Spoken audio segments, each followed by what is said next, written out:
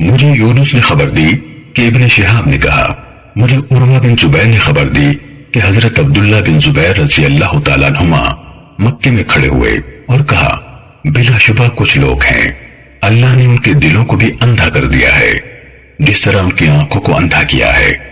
وہ لوگوں کو موتا کے جواز کا فتویٰ دیتے ہیں۔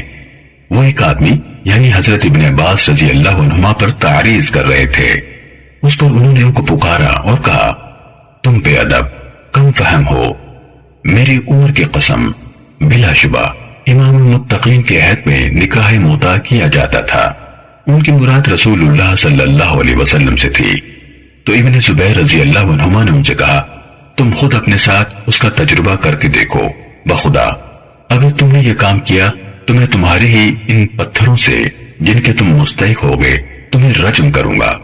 ابن شہاب نے کہا مجھے خالد بن مہاجر بن سیف اللہ نے خبر دی کہ اس اسنا میں جب وہ ان صاحب یعنی ابن عباس رضی اللہ عنہما کے پاس بیٹھے ہوئے تھے، ایک آدمی ان کے پاس آیا اور متا کے بارے میں ان سے فتویٰ مانگا تو انہوں نے اسے اس کے جواز کا حکم دیا۔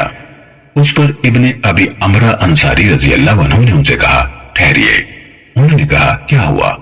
اللہ کی قسم میں نے امام المتقین صلی اللہ علیہ وسلم کے عہد میں کیا ہے۔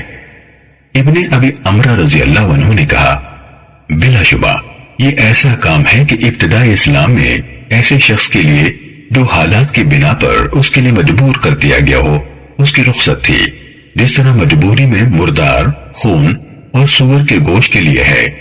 پھر اللہ تعالیٰ نے اپنے دین کو محکم کیا اور اسے منع فرما دیا۔